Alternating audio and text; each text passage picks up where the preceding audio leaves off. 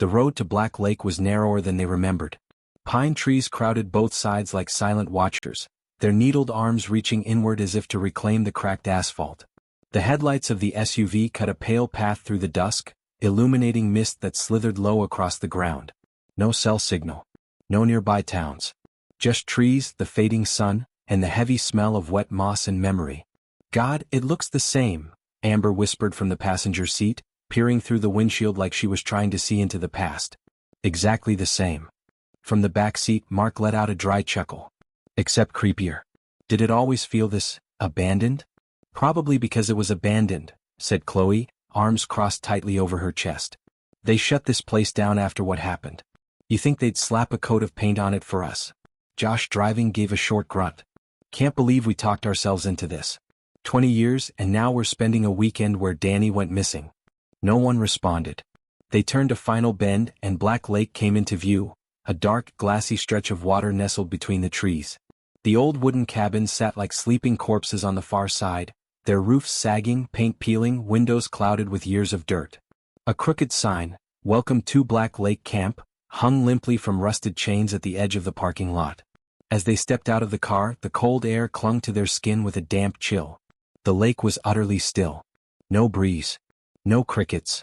Just the subtle lapping of water and the distant caw of a crow echoing through the trees like a bad omen. "I swear it's colder near the lake," Chloe muttered, pulling her hoodie tight. "Feels wrong." "Everything about this place feels wrong," Amber said softly. She stared out at the dock, old, half-sunken, jutting into the water like broken teeth. "That's where we last saw him." No one wanted to say his name. Not out loud. They'd all been 11 when Danny Prescott vanished during the camp's final summer session. One moment he was playing near the lake, the next, gone. No footprints. No splash. No screams. Just the sudden absence of a boy and the lingering, terrible silence that had never really left.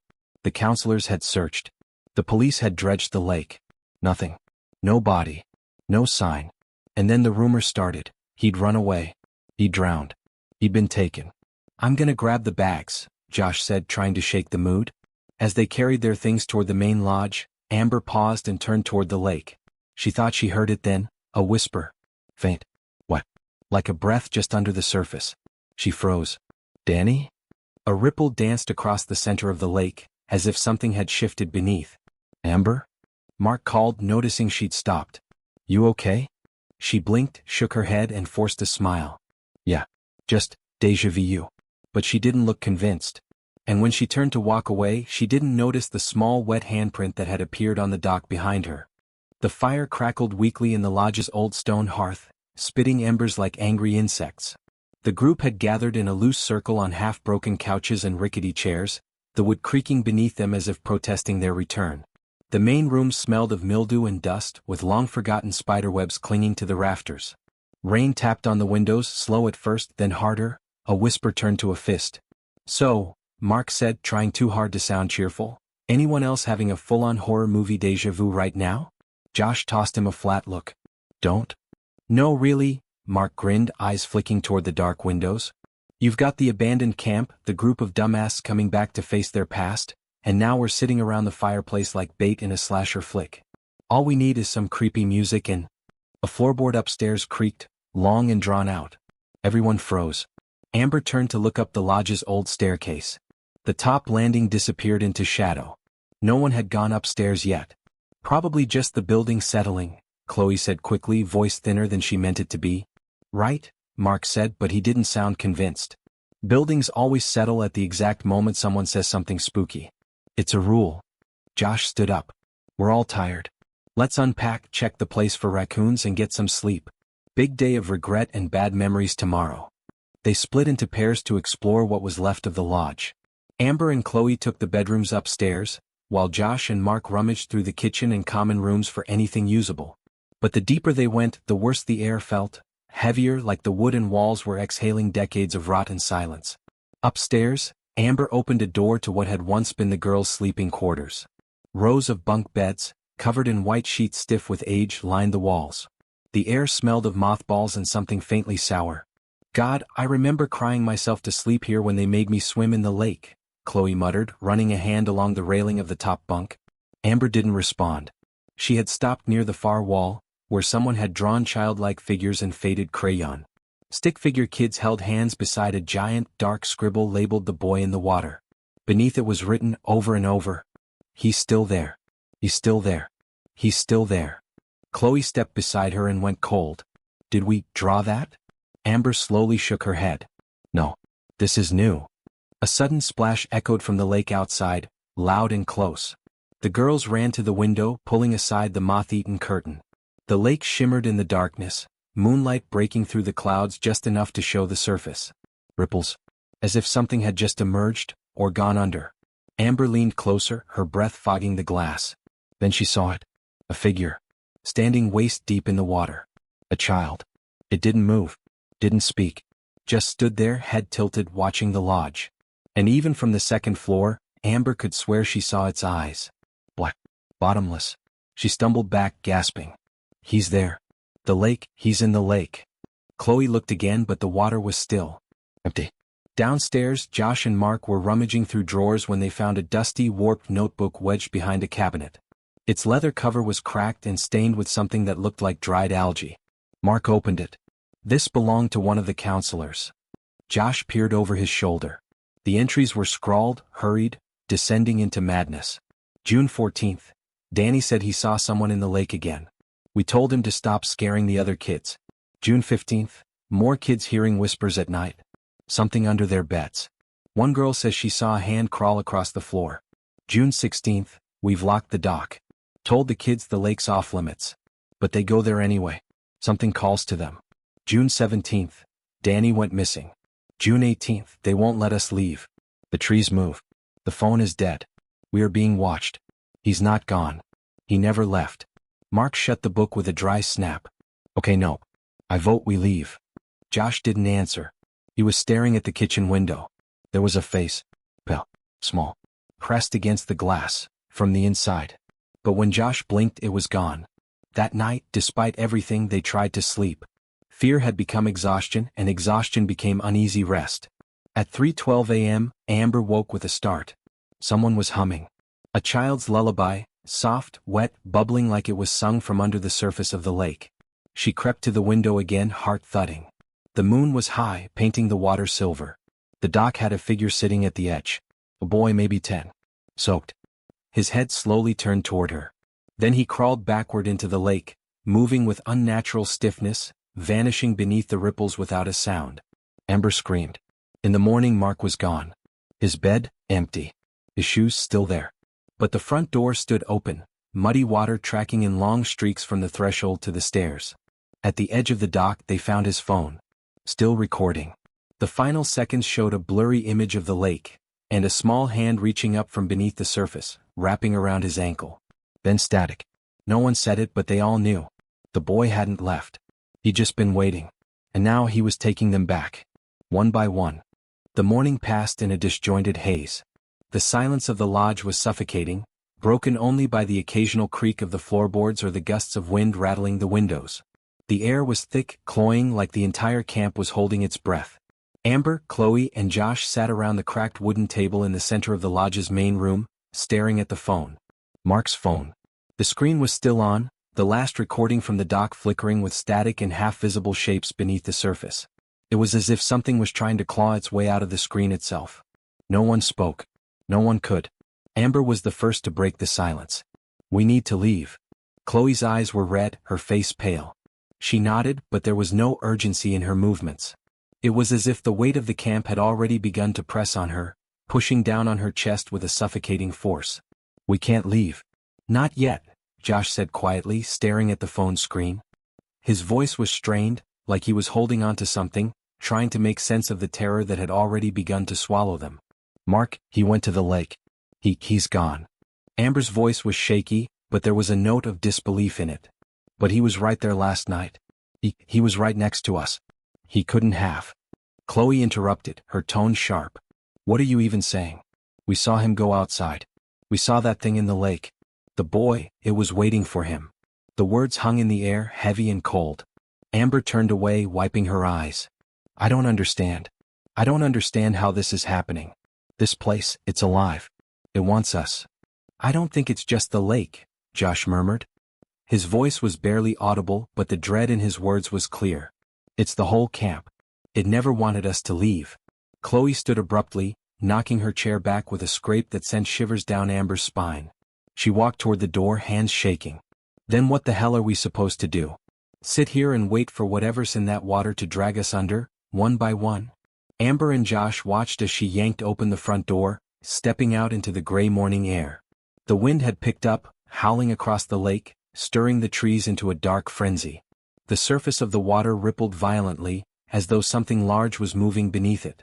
Without thinking, Amber followed. Josh was right behind her. They reached the edge of the dock, the wood creaking underfoot as if protesting their presence. The lake was eerily still now. The whispers had stopped. The surface was as smooth as glass, reflecting the heavy clouds above. But Amber could feel it. The weight of the water. The pressure. It was calling to them, pulling them in with an invisible force. Mark went in, Chloe said, her voice hollow, devoid of hope. He's gone. We're next. Amber didn't respond. She could feel her heart pounding in her chest. The fear had taken root in her, growing with every passing second, coiling tighter around her throat. The air felt wrong, like something was about to snap. The lake stretched out before them, vast and suffocating. And that's when Amber saw it. A shape moving beneath the water. Slow. Purposeful. Something big. Something alive. Don't look at it, Josh hissed, his hand shooting out to grab Amber's wrist. Don't. But it was too late. The shape below the water surged upward, a grotesque form emerging from the depths. At first it was just a shadow shifting through the water like a dark cloud. But as it rose higher, the shape solidified. It was a boy, but not like the one they had seen earlier. This one was different, older somehow. His skin was pale and slimy, like something pulled from the depths of a nightmare. His eyes were wide, unblinking, and black as ink. He didn't move his mouth, but the whispers came. The same soft, wet voice that had followed them since last night. Come to me. Chloe screamed and took a step back. Amber felt her body freeze, paralyzed by the terror crawling up her spine. The boy's gaze locked onto hers, and she felt a cold wave wash over her. A force, an energy, something ancient and powerful emanating from him. We need to leave now, Josh shouted, yanking Amber away from the dock. But as they turned to run, the ground beneath them shifted. The earth trembled, a low rumble shaking the camp. The trees groaned in protest, their branches twisting and bending like they were alive. And then they heard it. The sound of water splashing. No, not just water. Something else. Something more alive. Amber's heart skipped a beat as she turned to look back. The boy was standing on the dock, the water now swirling around him in a violent whirlpool. His mouth opened and the whispers grew louder, pulling at their minds, gnawing at their sanity. He's waiting for you. He's still here. No. Amber screamed, but it was too late. The water surged up like a tidal wave, crashing over the dock, dragging everything in its path. The boy's outstretched arms reached toward them, and Amber felt her body being pulled, her feet slipping on the wet ground. Josh grabbed her, pulling her away from the water's edge. His face was pale, his eyes wide with terror. We have to run. Now. They stumbled back toward the lodge, but the ground beneath them was shifting. The trees seemed to close in, their gnarled branches reaching toward them like skeletal hands. Behind them, the lake began to churn. The boy's figure was gone, but his presence remained, a heavy, suffocating pressure that threatened to crush them. The whispers, soft and insistent, were all around them now, filling their heads, pushing them toward the water. Come back, come back. Chloe, ahead of them, screamed again as she collapsed to her knees. Her hands pressed against her ears, but the whispers wouldn't stop. The voice was inside her head now, drowning out everything else. No. No, I won't, she screamed, looking up toward the sky as if searching for a way out. I won't go back. The ground beneath her cracked open, and with a final scream, she was dragged into the earth. Amber's breath caught in her throat as Chloe's body disappeared, swallowed whole by the shifting ground. The earth seemed to close in on her, consuming her without a trace. Amber froze, paralyzed by the horror of what she had just witnessed. Chloe was gone. Gone. We have to go. We have to get out. Josh shouted, pulling Amber toward the lodge. But as they ran, the forest around them twisted, the trees bending inward, their roots stretching out like fingers to trap them. The whispers followed them, never relenting, always growing louder, until they were drowning in the sound. He's waiting for all of you. The air inside the lodge was suffocating. The old wooden walls, once a place of laughter and memories, now seemed like a prison, keeping them trapped in a nightmare that had no end.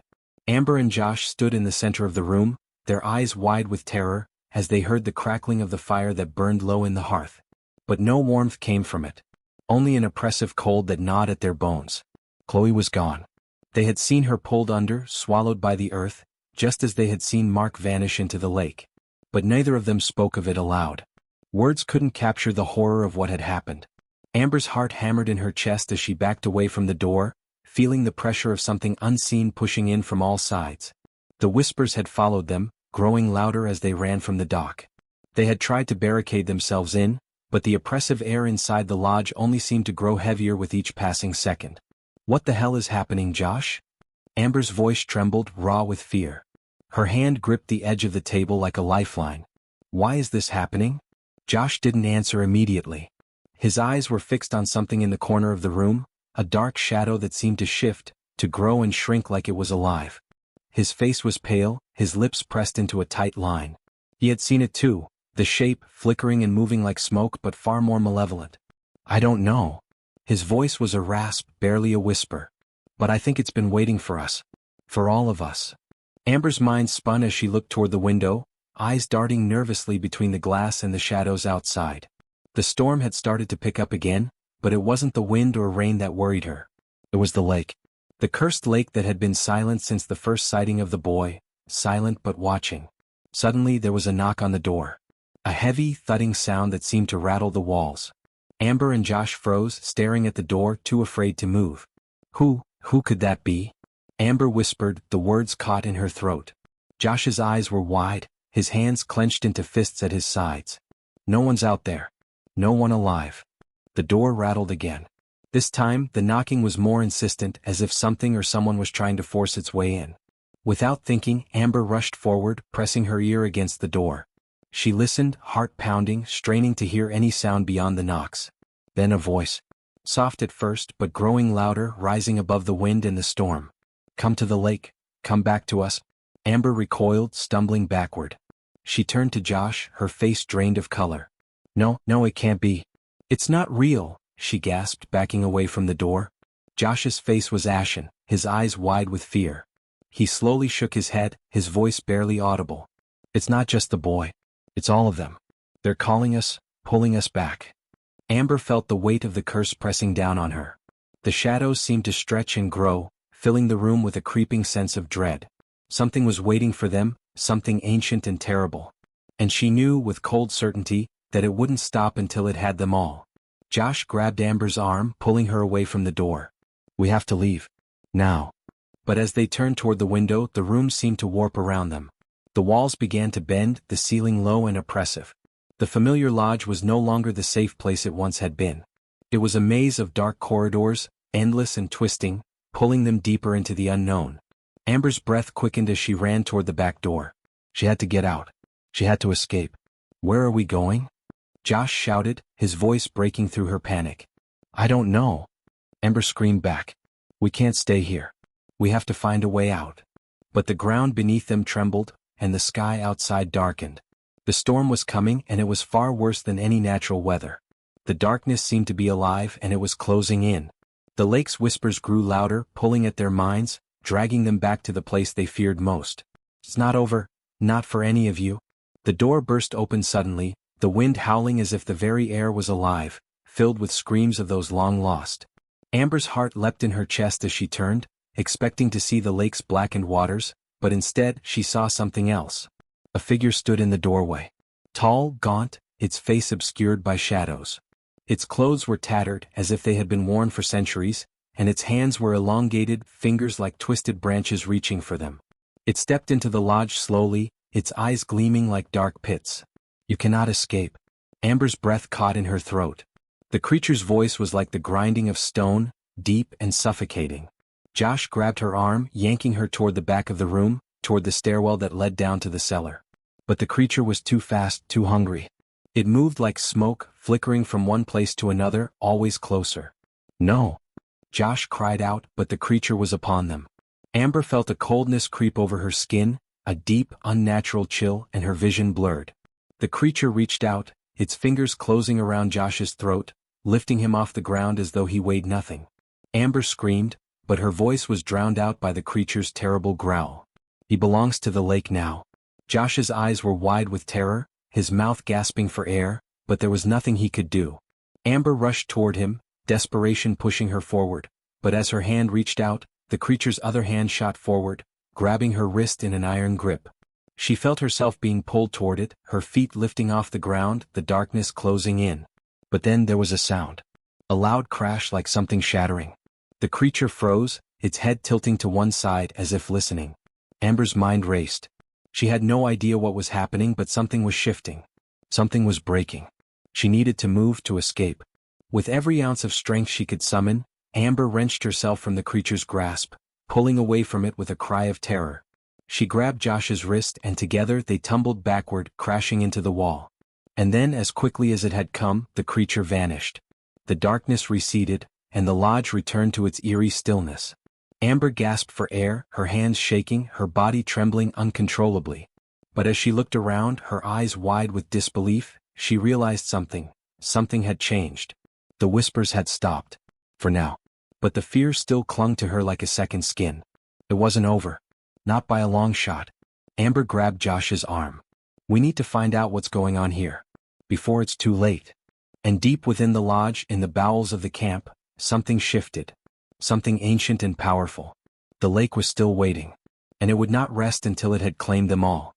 Amber and Josh barely exchanged words as they stumbled through the dark hallways of the lodge. Their breath was shallow, hearts pounding as the silence around them seemed to press in from all sides. They had barely survived the encounter with the creature, but the horror of it wasn't over. In fact, it felt as though the nightmare was only just beginning. The whispers had stopped, but their absence was no comfort. There was something far worse lingering in the air, a thick tension that wrapped around them like a suffocating fog. The darkness had eyes, Amber was sure of it, and it was watching them, waiting for them to make the wrong move. Josh's hand still gripped hers, his fingers icy cold, but his gaze was distant, lost in thought. Amber could see the deep fear etched on his face, the terror that had rooted itself in his very soul. He wasn't just afraid of the creature they had encountered, he was afraid of something much worse. "What is it, Josh?" Amber whispered, her voice barely audible in the vast emptiness of the lodge. "What do you know that I don't?" Josh paused, his head lowering as if the weight of whatever he was about to say was too much to bear. His lips trembled, the words caught in his throat. For a long moment he didn't speak, and Amber felt a growing dread gnawing at her from the inside. She could see it now, a deep, unspoken terror that clung to him. Whatever had happened to him before they had returned to Black Lake, before the horror started, it was still haunting him. He finally spoke, his voice barely more than a hoarse whisper. "You have to understand, it's not just the lake. The lake, it's the thing that called us here. But it's not what you think." Amber's confusion deepened. "What are you talking about?" Josh looked over his shoulder as if to make sure no one was listening, but they were alone. The whole camp felt like a ghost town, its history lingering in the silence like an unspoken curse. "I didn't want to come back here," Josh continued, his eyes flickering with a haunted look. "Not because of the lake, but because of what's underneath it. There's something buried there. Something that shouldn't be disturbed." Amber's mind raced as she tried to piece together the cryptic fragments of his words. What could be underneath the lake? What could possibly be worse than the creatures and the eerie whispers they'd already encountered? Josh took a deep breath as if steeling himself for something terrible. "We were just kids when we came here, Amber. But before Mark went missing he found something. We didn't know what it was then, but I do now. The boy, the one who pulls people into the water. That's not just a ghost. He's something else. Something that was created." Amber felt her stomach lurch. "Created? What the hell are you talking about?" Josh's face twisted with pain and he let out a shaky breath. The camp's founder, he wasn't just a regular man. He was part of something much darker. A cult, if you want to call it that. And Black Lake, it's the key. "Key to what?" Amber asked, feeling the hairs on the back of her neck stand up. Josh turned to face her fully now, his eyes dark with the weight of the truth. "A door. A portal. The lake was chosen because it's a place of power, a place that was cursed long ago. And the boy? He's not a victim. He's the result of something twisted." Amber's head spun as she tried to process his words. But before she could ask any more questions, a strange sound interrupted them. A low hum like the sound of an ancient machine coming to life. It was coming from the direction of the docks. Before Amber could react, Josh grabbed her wrist tightly. "We need to go. Now." They didn't wait for any further explanation. Without another word, they bolted down the hallway through the grand dining room and out into the night. The air outside was damp and heavy, the storm from earlier now a distant rumble in the sky. The night had taken on an eerie calm, and the world felt unnaturally still, as though it too were holding its breath. The dock was only a short walk away, but the closer they got, the more Amber felt an overwhelming sense of dread settle over her. The hum was louder now, vibrating through the ground beneath her feet. It wasn't natural, nothing about this place was. "Josh, what did you mean when you said the boy wasn't a victim?" Amber asked, her voice barely rising above the hum. Josh's face was grim, his eyes darkened with the weight of what he knew. "The boy, he was part of the ritual. They used him, Amber. They sacrificed him to open the door beneath the lake." Amber's pulse quickened. "Sacrifice? You mean, Mark? He's been dead this whole time." Josh nodded slowly, the weight of his words sinking in. "No, not just Mark. All of them. All of us. The founder of the camp, the one who started it all, he was part of a group that believed they could open a rift between the living and the dead. Black Lake was their place of power, their gateway. And they used the children as their tools. They used our fear, our blood, to summon the boy from the other side." Amber's head spun. "But why? Why did they want to do this? Why didn't anyone ever say anything? Why didn't we know?" "Because it was covered up. Everything about this place was covered up, Amber. The disappearances, the strange things that happened here, it wasn't just accidents. They were planned." A chill ran down Amber's spine as she realized just how deep the conspiracy went. Black Lake wasn't just some random summer camp. It was a place where dark rituals had been performed, rituals designed to manipulate life and death. And that was when she saw it. The water. It was glowing, a faint, unnatural light shimmering just beneath the surface. The lake wasn't still anymore. It was alive. The hum grew louder still, as though the lake itself were calling to them, beckoning them to the edge.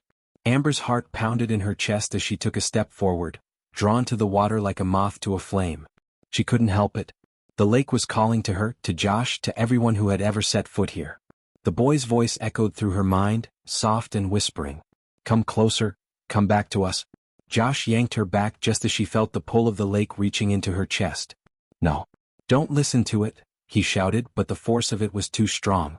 Amber struggled in his grip, but the water's power was too great, pulling her toward it with an intensity that made her dizzy. I can't stop it," she screamed. And that was when she saw them. Figures rising from the water, their outlines blurred, but their eyes glowing with an otherworldly fire. Their hands reached for her, their mouths open in silent screams, their faces contorted in eternal agony. She understood now. The lake wasn't just a place of power. It was a graveyard. The spirits of those sacrificed, the children and the adults alike, had never left. They were trapped beneath the surface, lost in an eternal nightmare. Amber felt a hand grip her shoulder. "We have to destroy it," Josh gasped, his voice trembling. "We have to stop it from pulling anyone else under." But Amber wasn't sure if they could. The boy. The ritual. The curse. Everything was woven together, a terrible tapestry of death and suffering. And if they didn't act quickly, they would become a part of it too. With the lake's hum growing louder, Amber knew one thing for certain. It was not over. And it never would be. The air around Black Lake was thick with an unnatural heaviness, a silence that felt almost too suffocating to bear. Amber and Josh stood at the water's edge, their feet sinking into the damp earth as the strange hum of the lake resonated through the ground. The figures rising from the water seemed to be waiting, their outstretched hands reaching for them, their faces contorted in agony, their eyes glowing with an otherworldly fire. "I don't think we can stop it, Josh," Amber whispered, her voice trembling. "It's too powerful. The lake, the boy, they're all part of something that's bigger than us." Josh's grip tightened on her arm, his face grim but resolute. "It's not too late. We can still destroy it, Amber. We have to." But as Amber looked into his eyes, she saw something else, a desperation that mirrored her own. She wasn't sure they could stop the force that had been set in motion all those years ago. The curse, the rituals, the boy who had never truly left. They were all tied together in a twisted knot, one that seemed impossible to untangle. And yet, the desire to free the souls trapped beneath the surface, to put an end to the horror that had plagued Black Lake for generations, burned within her. "We have to try," she said, her voice steadying with resolve. Josh nodded, but as he turned to face the water, his expression faltered. There's only one way to break the curse, Amber. But it's dangerous. It's the very thing that was used to summon the boy in the first place. Amber's heart sank. What do we have to do? We have to drown it, Josh said, his voice low. We have to pull the boy back into the water, but this time we have to trap him there. We have to take his place. Amber shuddered, the weight of his words settling heavily on her chest. But that's... She couldn't bring herself to finish the thought. How do we even begin to do that? Josh took a deep breath, his eyes searching the water as though looking for something hidden just beneath the surface. The boy is part of the lake, part of the ritual that began when the camp was founded. The water is his prison, but it's also his power. We have to sever the connection. The only way to do that is by giving him a new prisoner. By sacrificing ourselves. Amber froze. You want us to become the next sacrifice? To give ourselves to the lake? Josh nodded slowly, his expression haunted. It's the only way to free the others. The souls trapped here will finally be released if we do this. But once we take his place, we will become part of the lake too. There will be no turning back. Tears welled in Amber's eyes. She didn't want to die. She didn't want to lose herself to the water, to become another ghost wandering beneath its dark surface. But as she looked back at the spirits reaching from the depths, she knew that Josh was right. This was the only way to end the nightmare. The boy's whisper echoed in her mind again, soft and pleading. Come to me. Come to us. Amber turned to Josh, her hand trembling as she gripped his. We do this together. No matter what happens. He didn't answer, but his grip on her hand tightened. They were both fully aware of what they were about to do, of the final choice they were making. With a final glance at the moonlit lake, they stepped into the water. The lake was cold, unnaturally so. It pulled at them, tugging at their feet as if it were trying to drag them under before they were ready. But they waded deeper, their feet sliding on the slick, moss-covered rocks beneath the surface. The water seemed to ripple with malevolent intent, but they kept moving forward, determined to break the curse that had haunted this place for so long. The figures in the water were now closer, their ghostly faces emerging from the depths. They were no longer silent. Now they whispered frantically, urging Amber and Josh to come closer, to give in.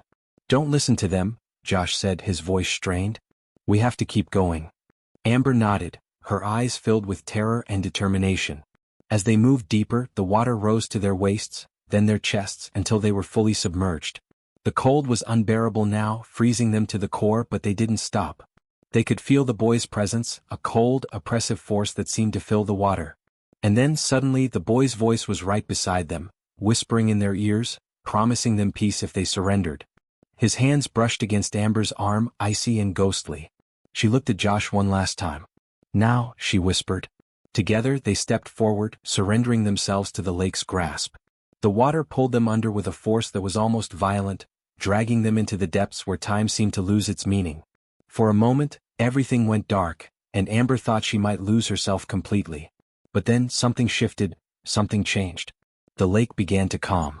The oppressive feeling lifted, and for the first time in what felt like forever, there was silence. A sudden burst of light blinded Amber, and when it faded, she was no longer underwater.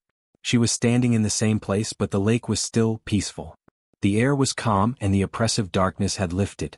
The spirits of the lost children no longer reached for them, no longer whispered. The boy was gone, his presence erased, the lake no longer a place of torment. Josh stood beside her, his hand still gripping hers, and for a moment, they were both too stunned to speak. They had done it. They had broken the curse. They had freed the souls trapped beneath the water, and in doing so, had freed themselves. But as they stood there, in the peaceful stillness of the lake, Amber knew one thing with certainty. Some stories were never truly finished. Some horrors never truly died. The lake, Black Lake, would remain forever in their memories. And no matter how far they ran, the echoes of its whispers would always follow them. This story is a work of fiction.